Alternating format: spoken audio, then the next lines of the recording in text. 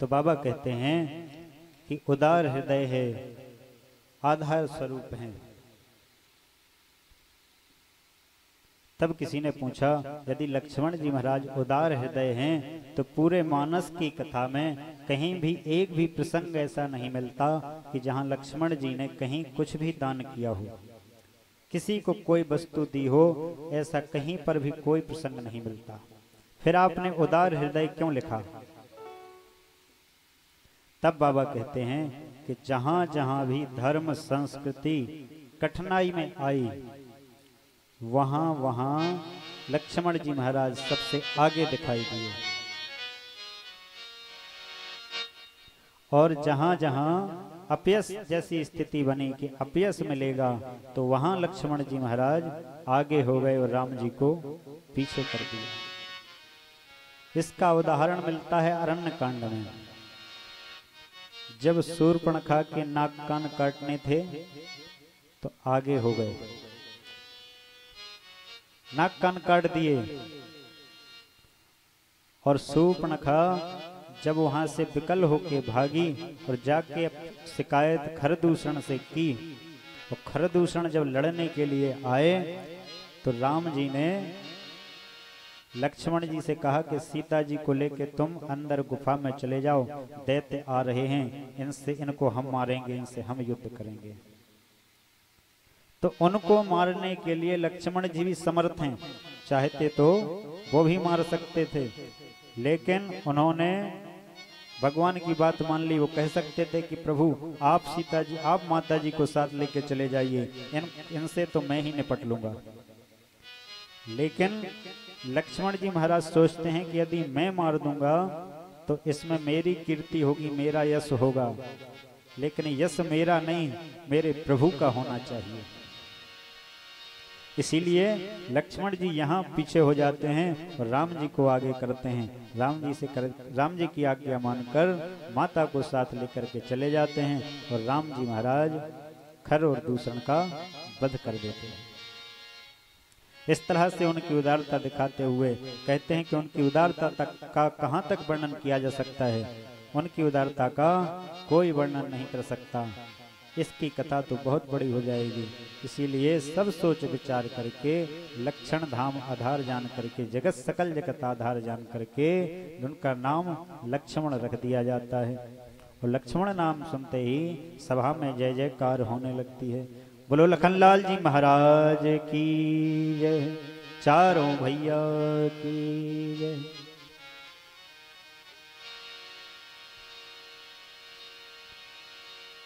तब चारों भाइयों का नामकरण हो जाता है। धरे नाम गुरु हृदय विचारी, वेद तत्व नृप तव सुत चारी।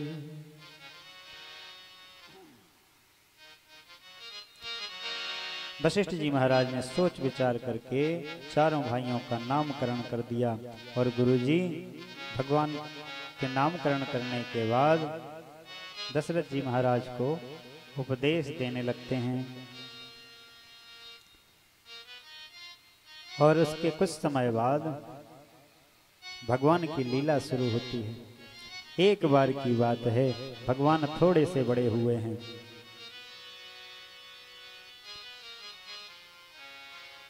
माता ने एक बार भगवान को स्नान करा करके पलना में सुला दिया।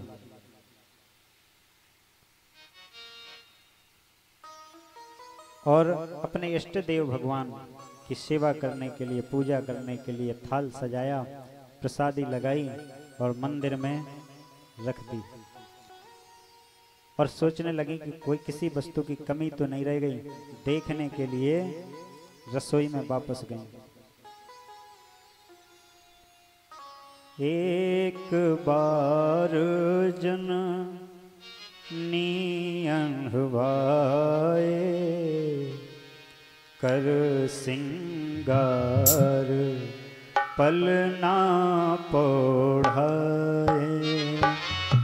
एक बार जन नियंहवाए,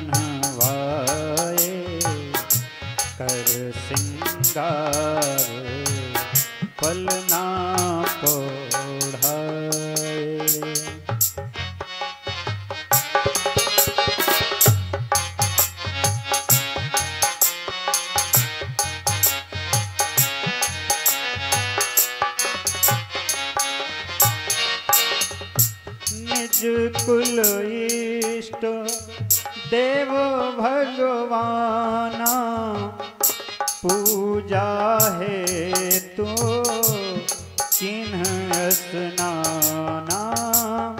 निज कुल इष्ट देव भगवाना, पूजा है तो किन्ह स्नाना। एक बार जननियन भाए, कर सिंगार पलना पौढ़ाए।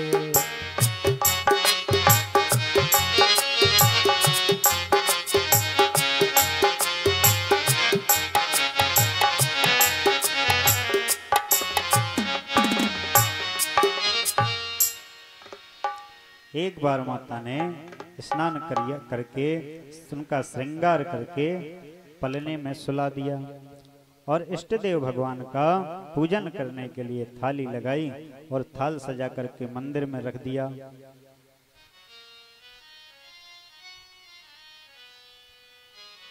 थाल सजा करके पूजा के लिए रख के रसोई में वापस गईं कि किसी चीज की कोई कमी तो नहीं रह गई। और रसोई से जब आकर देखा तो भगवान उस थाली में भोजन कर रहे हैं और भगवान को यहाँ खाते हुए देखा तो सोचने लगी तो अभी अभी तो मैं इनको पलना में सुला के आई हूँ और ये यहाँ कहाँ से आ गया, कहीं मेरी बुद्धि में भ्रम तो नहीं पैदा हो गया।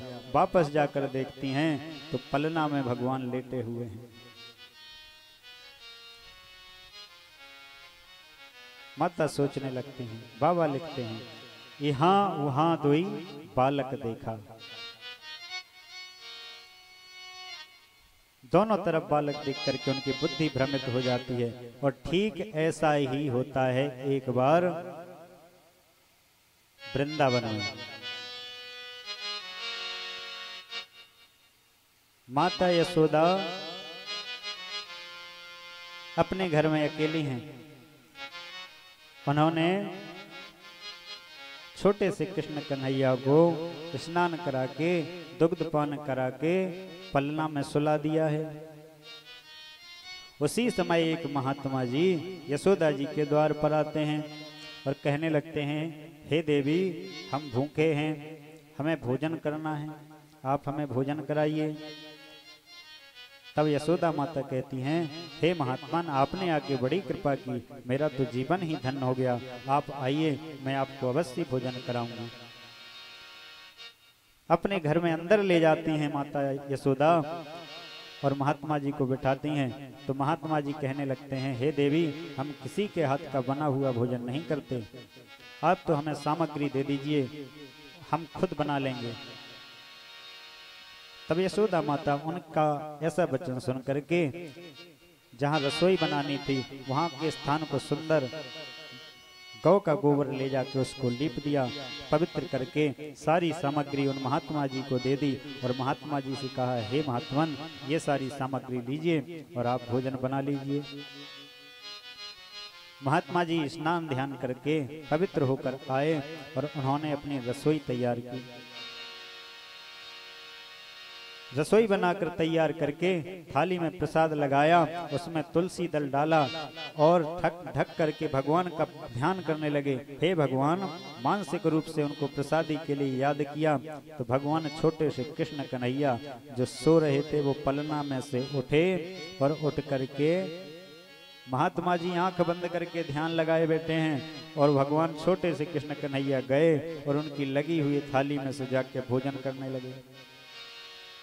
और महात्मा जी की जब आंख खुली, आंख खोल के देखा तो उनकी थाली लगी थी, उसमें कृष्ण कन्हैया भोजन कर रहे हैं।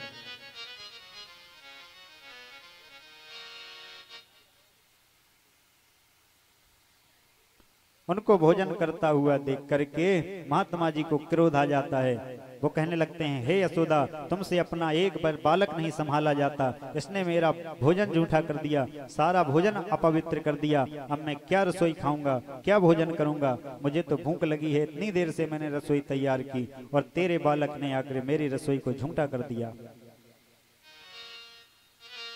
तब माता यशोदा आती हैं और क्षमा याचना करने लगती हैं। हे महात्मन, मेरा बेटा छोटा सा है, उसको नहीं पता कि आपका भोजन झूठा हो जाएगा, अपवित्र हो जाएगा, इसलिए इसको क्षमा कर दीजिए, मुझे भी क्षमा कर दीजिए। मैं आपको दूसरी सामग्री देती हूँ, कृपा करके आप दोबारा रसोई बना लीजिए और मेरे घर से भूखे मत जाइए।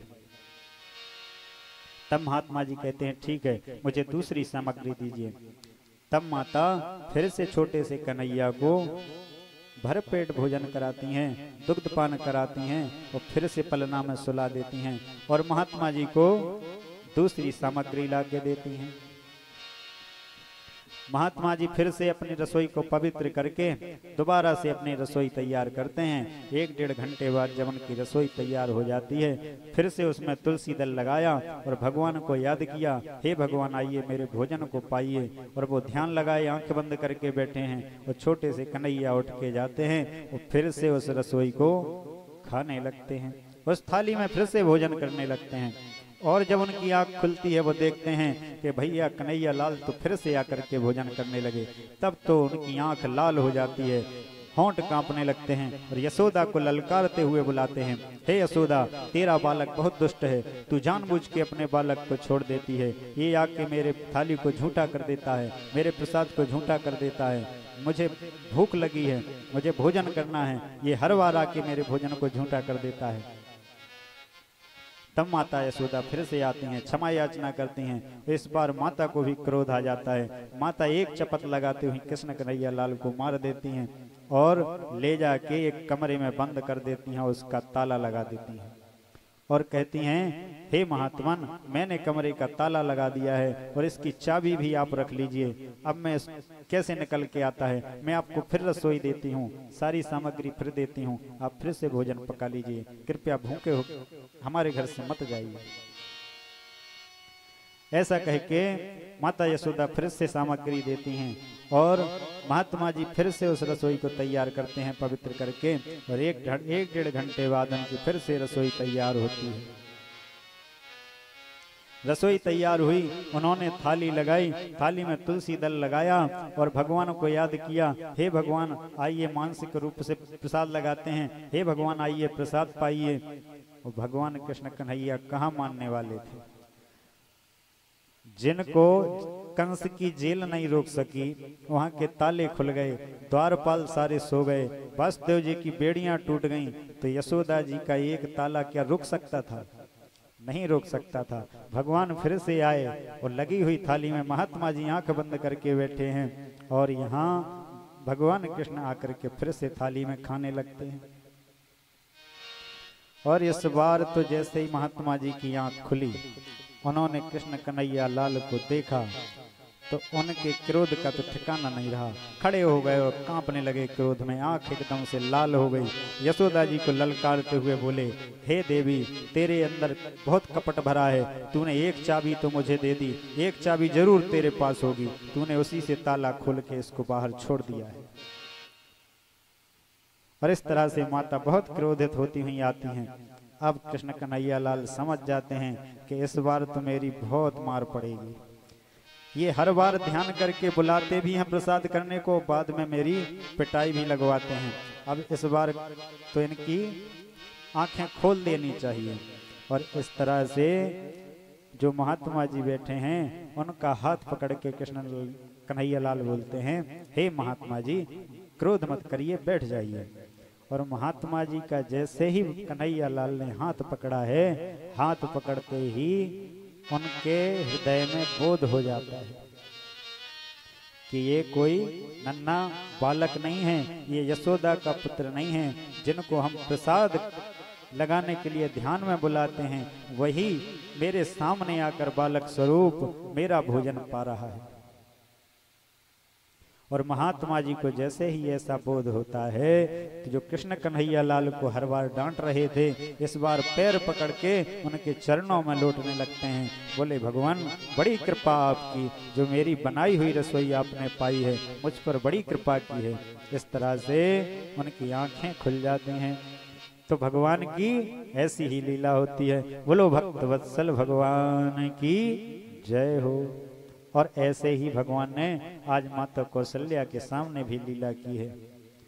माता कौशल्या यहाँ रामलला सरकार को पलना में लेटा हुआ छोड़ के गई हैं कि वो पलना में सो रहे हैं। उधर जाके देखती हैं तो मंदिर में वो प्रसाद ही पा रहे हैं। बोलो सियावर रामचंद्र भगवान की जय। बालक रूप रामलला सरकार की जय।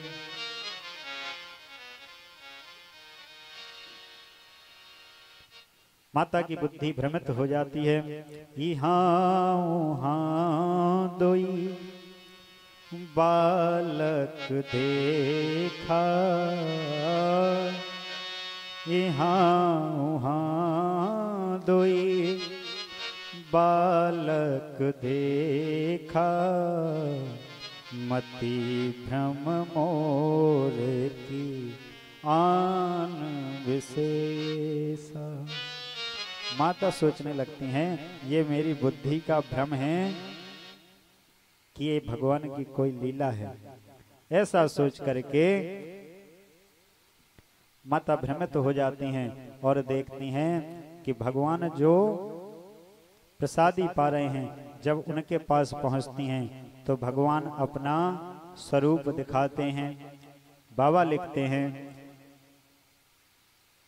दिखरावा मातहि निज अद्भुत रूप अखंड, रोम रोम प्रति लागे कोटि कोटि ब्रह्मांड। भगवान ने अपना ऐसा अद्भुत रूप दिखाया कि उनके रोम रोम में एक एक ब्रह्मांड दिख रहा है। विश्व रूप का दर्शन कराते हैं, अद्भुत विराट स्वरूप का दर्शन कराते हैं और उस स्वरूप को देख करके माता आश्चर्यचकित रह जाती हैं। उस रूप को देख करके अपने आप को धन्य समझने लगती हैं कि भगवान ने मेरे घर जन्म लेकर के मुझे धन्य कर दिया है। इस तरह से भगवान माता को दर्शन देते हैं और दर्शन देने के बाद माता से कहते हैं कि आपके मन में कुछ इच्छा हो तो मांग लो। तब माता कहने लगती हैं, हे भगवान, आपने मेरे यहाँ आके जन्म लिया है, इससे बड़ा पुण्य और इससे बड़ा आशीर्वाद मेरे लिए क्या हो सकता है। और यदि आप देना ही चाहते हैं तो बस इतना दीजिए कि मुझे कभी भी आपकी माया ना व्यापे, कभी भी आपकी माया का असर मुझ पर ना हो। तब भगवान तथास्तु कह देते हैं और फिर से भगवान अपने वास्तविक बाल स्वरूप में आ जाते हैं। अब माता को पता है कि ये भगवान है। अब माता जब भी रामलला सरकार की सेवा करती, उनका श्रृंगार करती, तो भगवान को पहले जैसा आनंद नहीं आता। भगवान सोचने लगते हैं कि भगवान का हाल तो यही होता है, आजकल घरों में भी होता है। भगवान की पूजा कितनी, 5 मिनट की, 10 मिनट की। भगवान को प्रसाद लगाएंगे तो मिश्री दाना रख दिया, इलायची दाना रख दिया, 5 मिनट में पूजा हो गई। ऐसे ही भगवान सोचने लगते हैं कि भगवान की पूजा तो ऐसे ही होती है और माता भी यहाँ मेरी पूजा ऐसे ही करेंगी, इसलिए मुझे भगवान बन के नहीं रहना है। क्योंकि भगवान से ज्यादा संसारी लोगों में मन होता है, अपने पुत्र पुत्रियों में, अपनी संतानों में मन होता है। इसलिए मुझे संतान बन के, इनका पुत्र बन के ही रहना होगा, तभी इनके प्रेम में मुझे आनंद आएगा। तब भगवान अपनी सारी माया करके माता को ये बात भुला देते हैं। माता भूल जाती हैं कि ये भगवान हैं और फिर से अपना पुत्र स्वरूप समझ के जैसे पहले लालन पालन करती थी वैसे ही लालन पालन करने लगी। तो भगवान को आनंद आने लगा। एक बार की बात है, महाराज दशरथ बैठ के भोजन कर रहे थे। उन्होंने सोचा कि राम जी को बुला के अपने साथ भोजन किया जाए। राम जी को बुलाते हैं तो राम जी जो अपने सखाओं के साथ खेल रहे हैं, राम दशरथ जी बुलाने जाते हैं, तब राम जी नहीं आते हैं। तब माता कौशल्या कहती हैं कि अपने साथ राम को भी बुला लिया होता, राम भी भोजन कर लेता। तब महाराज दशरथ कहने लगते हैं कि मैंने बुलाया है पर वो मेरी नहीं सुनता, इस समय वो अपने सखाओं के साथ खेल रहा है। तब माता कौशल्या कहती हैं कि मैं बुला कर लाती हूँ। और माता कौशल्या बुलाने जाती हैं तो माता कौशल्या के बुलाने पर ठुमक ठुमक करके चले जाते हैं। अब यहाँ किसी ने पूछा, हे बाबा, राम जी तो बड़े आज्ञाकारी हैं, फिर अपने पिता के बुलाने पर क्यों नहीं आए और माता के बुलाने पर क्यों आ गए? तब बाबा कहते हैं कि जब दशरथ जी महाराज बुलाने गए थे तो उनके अंदर सम्राट होने का अहम था। उनके मन में था कि मैं एक राजा हूँ, चक्रवर्ती हूँ। और जब इस तरह से कोई अपने मन में अभिमान लेके भगवान को बुलाने जाता है तो भगवान नहीं आते। और यदि पिता बन के गए होते, पितृवत स्नेह करके बुलाया होता तो भगवान चले आते। और यहाँ माता जब गई तो अपने वात्सल्य स्वरूप से, उन्होंने वात्सल्य प्रेम से उनको बुलाया तो भगवान तुरंत उनके पीछे पीछे चले आए।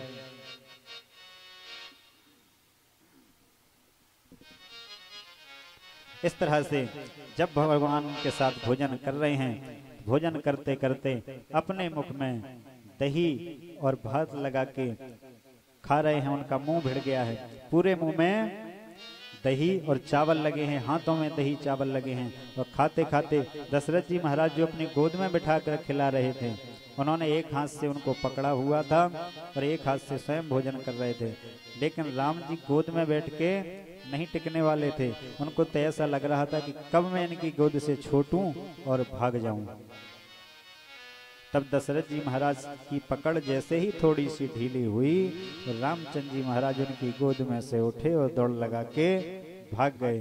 तब किसी ने पूछा, हे बाबा, राम जी महाराज दही और भात अपने मुख में भिड़ाए हुए, लगाए हुए, हाथों में लिए हुए क्यों भागे?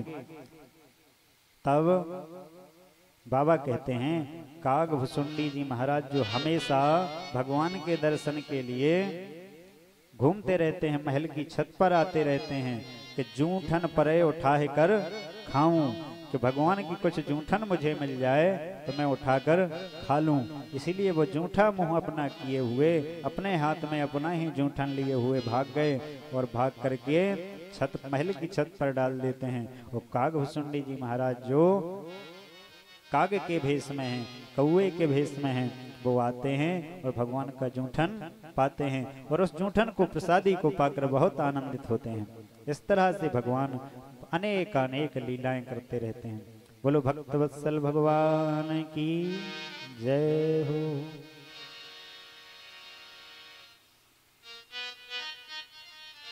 इस तरह से बहुत समय व्यतीत हो जाता है।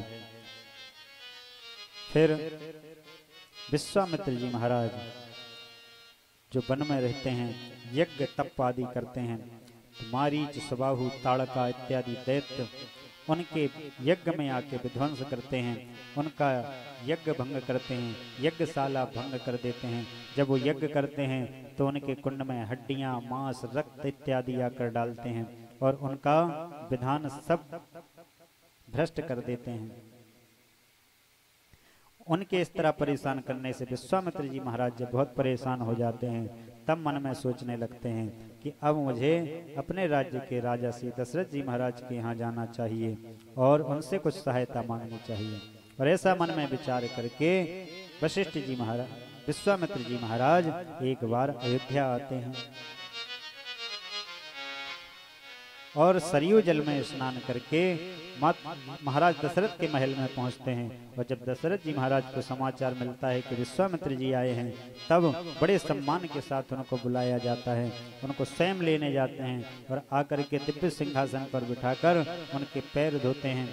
पैर धो के उनका चरणामृत पीते हैं और भली भांति उनके पूजा करके उनसे कहते हैं, हे महाराज, हे प्रभु, आपने आके बड़ी कृपा की, मेरा तो जीवन ही धन्य हो गया, मेरा महल पवित्र हो गया जो आपके चरण यहाँ पड़े। अब आप आने का कारण कहिए, अपने आने का अभिप्राय कहिए, आप यहाँ का आना किस तरह हुआ है।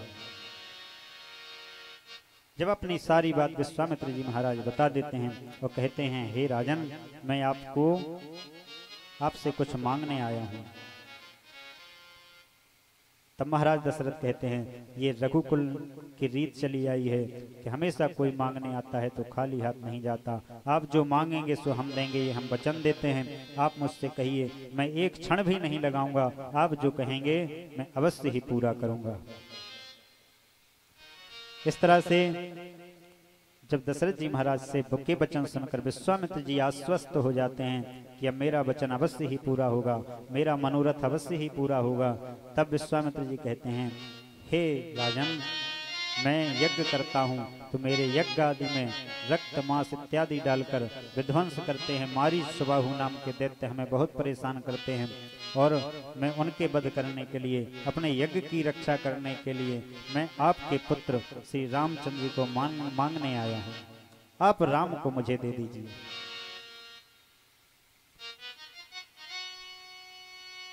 इतने वचन सुनकर दशरथ जी महाराज सन्न रह जाते हैं। क्यों? क्योंकि उनको राम जी से बहुत प्रेम है। कहने लगते हैं, बाबा लिखते हैं, राम देत नहीं बनहि गोसाई। हे प्रभु, हे महात्मन, आप यदि प्राण देने के लिए भी कहें तो मैं एक क्षण नहीं लगाऊंगा, इसी समय आपको प्राण दे दूंगा। आप जो और भी मांगेंगे, कुछ भी देने के लिए जो मैं समर्थ हूं, मैं सब कुछ आपको दे सकता हूं, बस मुझसे आप राम मत मांगिए। तब विश्वामित्र जी महाराज कहते हैं, हे राजन, आप मुझे वचन दे चुके हैं। आपने कहा है कि जो मांगोगे सो देंगे, एक क्षण भी नहीं लगाएंगे। फिर मेरे मांगने पर आप इस तरह की बातें क्यों करते हैं? वशिष्ठ जी महाराज से कहने लगते हैं, हे भगवान, अब आप ही कुछ समझाइए, अब आप ही कुछ समझाइए, इनको मैं कैसे समझाऊं? अब मैं इनको कैसे समझाऊं कि चौथे पन पायऊ सुत चारी, विप्र वचन नहीं कहे वो विचारी। तो विश्वामित्र जी ने कुछ भी विचार करके नहीं मांगा। मैंने चौथे पन में तो ये पुत्र पाए हैं, मैंने अपने बुढ़ापे में तो ये पुत्र पाया है, और ये मांगने आ गए। अब इनको आप ही समझाइए। हे गुरुदेव, अब आप ही कृपा कीजिए। तब वशिष्ठ जी महाराज श्री दशरथ जी को समझाते हैं और कहने लगते हैं, हे महाराज, आप वशिष्ठ जी विश्वामित्र जी को राम को सौंप दीजिए। इसी में इस संसार का, आपका और हम सबका कल्याण है। तब वशिष्ठ जी के समझाने पर, बहुत समझाने पर दशरथ जी महाराज मान जाते हैं और राम जी को देने के लिए तैयार हो जाते हैं। राम जी से को आज्ञा देते हैं कि तुम्हें विश्वामित्र जी के साथ जाना है। और विश्वामित्र जी के ले जाने का समाचार दशरथ जी सुनते हैं तो उनको दुख होता है। वहीं जब माता कौशल्या सुनती हैं तो उनके मन में खुशी का ठिकाना नहीं रहता। क्यों? क्योंकि उनको भगवान शंकर की वो भविष्यवाणी याद आ जाती है। भगवान शंकर जब ज्योतिषी वन के हाथ देखने आए थे तब कह के गए थे कि एक बाबा इनको लेने आएंगे, और जब वो लेके वापस आएंगे तो उनके साथ तुम्हारी पुत्र वधू भी होगी। राम जी को अकेला लेकर जाएंगे लेकिन विवाह करा के वापस लेके आएंगे। तब माता कौशल्या समझ जाती हैं कि बाबा लेने आए हैं, तो राम जाएंगे तो अकेले, लेकिन उधर से पुत्र वधू को साथ लेके आएंगे। इसलिए माता कौशल्या के मन में बड़ी प्रसन्नता है। और राम जी जब जाने को तैयार होते हैं तो राम जी के साथ लक्ष्मण जी भी तैयार हो जाते हैं, और दोनों भाई माता पिता की आज्ञा लेकर चलने को तैयार होते हैं। तब महाराज दशरथ विश्वामित्र जी से कहते हैं, हे महात्मन, मैं आज आपको अधिकार देता हूँ कि आप ही मेरे इन दोनों पुत्रों के पिता हैं। आप जो चाहें वैसा संस्कार इनसे कराइए। इस तरह के वचन सुनकर विश्वामित्र जी महाराज राम और लक्ष्मण जी को साथ लेकर चलते हैं।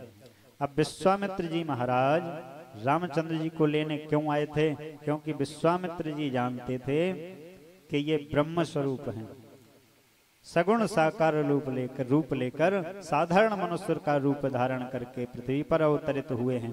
इसलिए मुझको इनके पास जाकर इनसे सहायता मांगनी चाहिए। लेकिन मार्ग में चलते चलते वशिष्ठ विश्वामित्र जी महाराज आगे आगे चल रहे हैं, उनके पीछे पीछे राम लक्ष्मण चल रहे हैं। लेकिन भगवान ने रास्ते में ऐसी माया की, ऐसी लीला की कि थोड़ा दूर चलते ही राम जी और लक्ष्मण जी दोनों रोने लगते हैं। रोने लगते हैं। विश्वामित्र जी ध्यान नहीं देते तो फिर जोर जोर से रोने लगते हैं। जब जोर जोर से रोने लगते हैं, विश्वामित्र जी पीछे देखते हैं, पूछने लगते हैं क्यों, क्या हुआ, क्यों रो रहे हो? तब राम और लक्ष्मण कहते हैं कि हे बाबा, आप मुझे जंगल में ले जा रहे हो, हमें घर की बहुत याद आ रही है। इस तरह की लीला करते हैं कि घर की बहुत याद आ रही है। तब विश्वामित्र जी महाराज कहते हैं घर की याद मत करो, हम तुम्हारे पिता की आज्ञा लेकर आए हैं और पिता की आज्ञा है, पिता की आज्ञा के साथ में हमारे चलना तो हमारे साथ ही है, इसलिए रो मत। तब राम और लक्ष्मण दोनों चुप हो जाते हैं, चलने लगते हैं। थोड़ी दूर और चलते हैं, मार्ग में चलते चलते फिर रोने लग जाते हैं, फिर रोने लग जाते हैं। विश्वामित्र जी ध्यान नहीं देते, तब दोनों जोर जोर से रोने लगते हैं। जब जोर जोर से रोने लगते हैं तो विश्वामित्र जी महाराज पूछते हैं अब क्या हुआ? बोले महाराज भूख लगी है।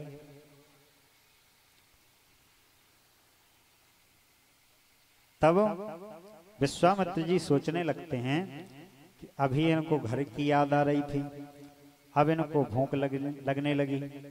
उनके मन में संशय होने लगता है कहीं मुझे धोखा तो नहीं हुआ है। मैं सोच रहा था कि ये भगवान हैं, ये ब्रह्म स्वरूप हैं, कहीं मुझे धोखा तो नहीं हो गया।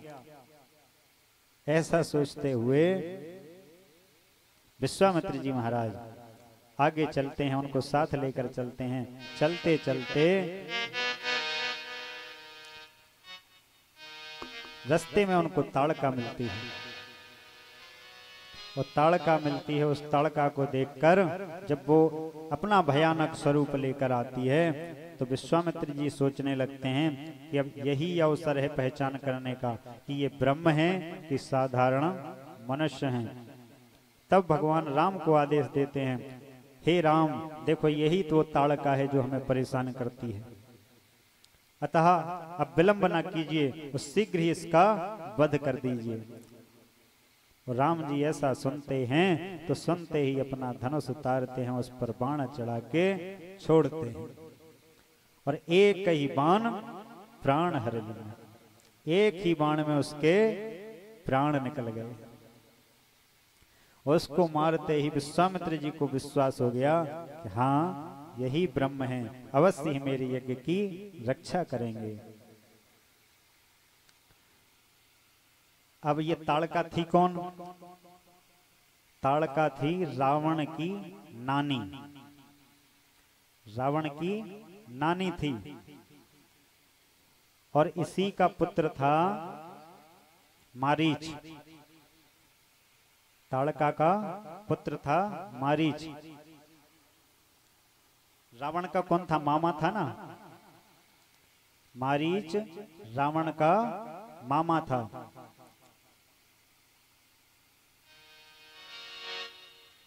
और पूर्व जन्म में सुकेतु नाम के यक्ष, सुकेतु नाम का यक्ष था, उस यक्ष की पुत्री थी। कौन? ताड़का। और इसको ब्रह्मा जी से वरदान प्राप्त था, इसके अंदर 1000 हाथियों का बल था। ताड़का के पास 1000 हाथियों का बल था। इसका विवाह जंभ नाम के पुत्र, जंभ के पुत्र सुंद के साथ हुआ था। जंभ नाम का एक यक्ष था, उसका पुत्र था सुंद, उसके साथ ताड़का का विवाह हुआ था। अगस्त ऋषि के शाप के कारण सुंद का वध हो जाता है, सुंद मर जाता है। सुंद के मर जाने के बाद ताड़का अपने पुत्र मारीच के साथ मिलकर अगस्त ऋषि को खाने को दौड़ती है। जब अगस्त ऋषि को खाने को दौड़ती है तो अगस्त ऋषि उसको श्राप देते हैं कि तू मुझे खाने को दौड़ी है, इसलिए मैं तुझे श्राप देता हूँ कि तू राक्षसी हो जा। तो तब से वही कन्या जिसके पास 1000 हाथियों का बल था, वही राक्षसी होकर ताड़का बनकर जंगल में रहने लगी और ऋषि मुनियों को परेशान करने लगी।